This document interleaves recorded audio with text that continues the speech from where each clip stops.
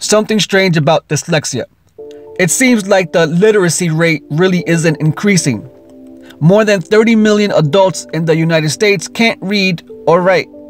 As much as 45 million people are dyslexic, a learning disability characterized by difficulty reading. So many millions of dollars invested to help with the literacy crisis the United States is facing, but yet and still, it seems like it's getting worse. How can that be? There are children born dyslexic, but are also born with all sorts of handicaps and disorders that are noticeable at birth or shortly after. Some may reflect neurological problems. Learning how to read would be one of many problems they'll be facing. Now, you also have children born with no challenges of the sort: good speech, eyesight, hearing, equilibrium, etc. But then they attend kindergarten, and by the time they reach 3rd or 4th grade, they are told they have a reading disability. But how is that possible? Sight words are taught beginning of preschool.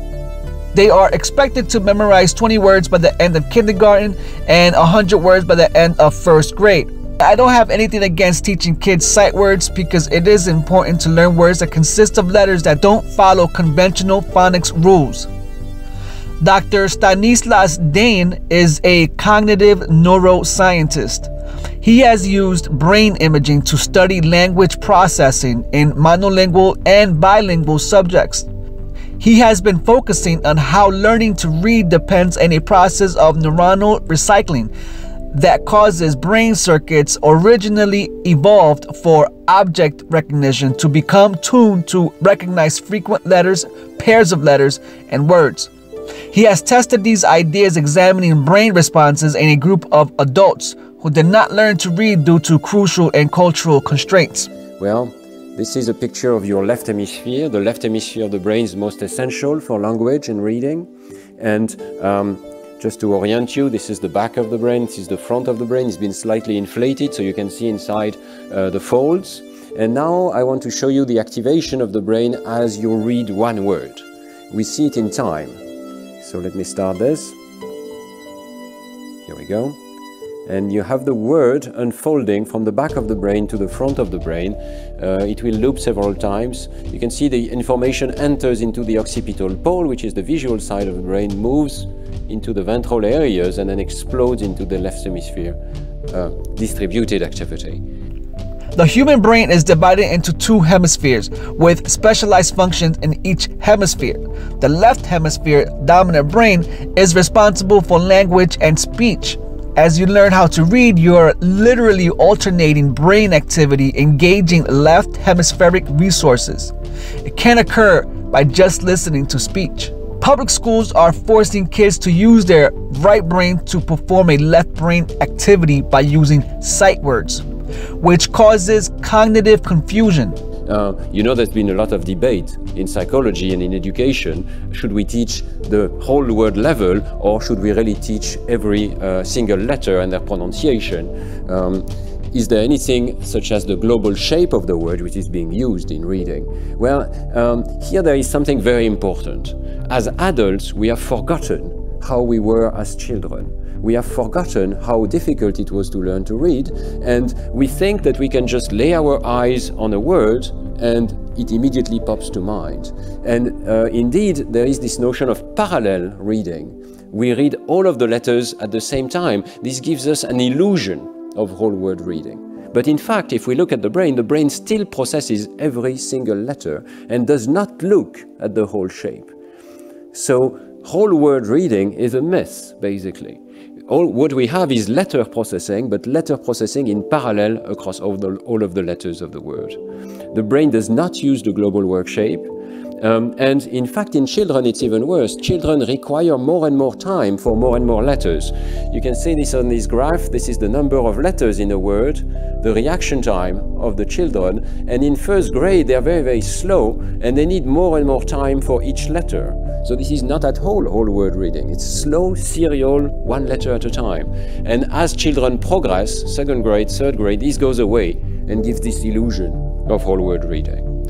Because as we heard Dr. Stanislas say, as we learn how to read, we are alternating our brain activities.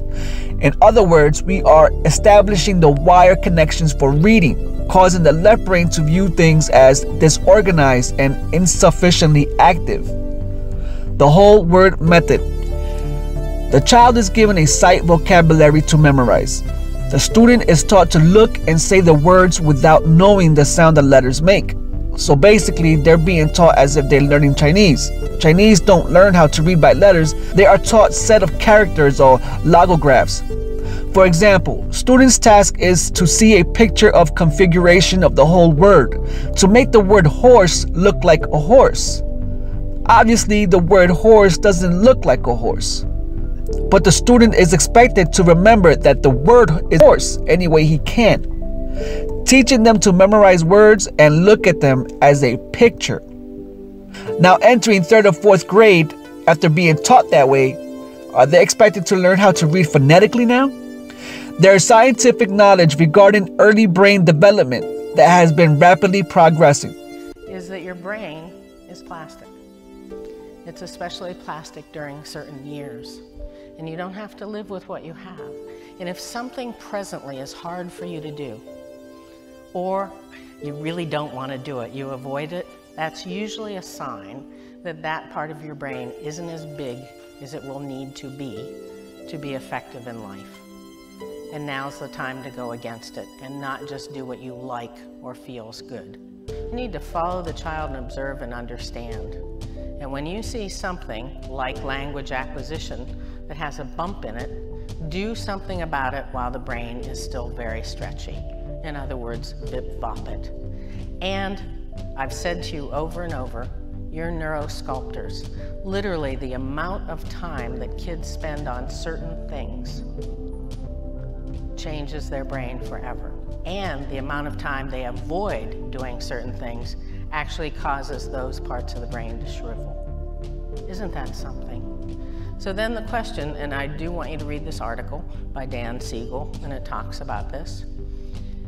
So the question becomes, what are the windows? The reason the first 5 years are called the formative years, and they've been called that forever, is because when the brain comes out, it's not all formed.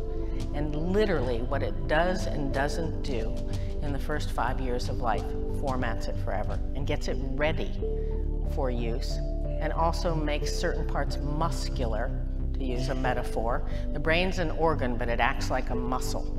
And what is used in the first 5 years of life muscularizes it forever. Or converse, like if I put my arm in a cast for 5 years, and then I take it out and I haven't used this muscle, what has happened to it? It's diminished, isn't it? And this one that I used over and over and over, look how big it got. Little boys who play Game Boys for 5 and 6 hours a day, the visual part is getting stretched. Guess what's happening to the auditory input, auditory processing, language attention? It's actually shriveling. We're actually causing some learning disabilities. Children are born with neurons already formed. The connections between these neurons are established as synapses proliferate dramatically during early childhood. That's how the brain processes information, by forming a network of specialized nerve cells which communicate with each other using electrical and chemical signals. From birth to age 3, the brain creates more synapses than it will need. Synapses that are not used will, what they call, prune. It shrivels, weakens. Repeated usage of these synapses will obviously strengthen them. So imagine what's happening to these synapses of kids that are taught how to read by the whole word method. Not only are they using the right hemisphere to do a left hemisphere activity, but we are letting these synapses prune. Kids not knowing how to read now are bored. They don't look forward to school. That innate love of learning is shut off. They lose confidence in themselves. They become distracting, hyperactive, fidgety, irritated, daydreamers. They now have a difficulty in focusing, problems paying attention, forgetfulness, anxious. Does that sound familiar? I remember being in public school and not being interested in being there. I have never felt like I was learning. I felt like I was just there to memorize information to regurgitate it on test day. This is why I homeschool and taught my kids how to read phonetically, taught them the alphabets by what sound they make. 2 to 3 times a day pulled out the flashcards and had them say the sound of each letter until they remembered it. Then taught them how to blend the letters. Why am I saying this? Because every child has a level of genius in them. Not one more than the other, just different from the other. Because they all have something different to offer. But they are all capable of being the best version they can be if we establish a stable foundation for them. Because illiteracy and dyslexia doesn't only affect reading, it affects all aspects in life. Seeing kids learning how to read is amazing because you can then see them light up as they are able to read and understand what the book is offering them. I'm making this for the hopes that this video can help at least one child, just one. Now that's a journey I'm willing to take. Nothing strange about that.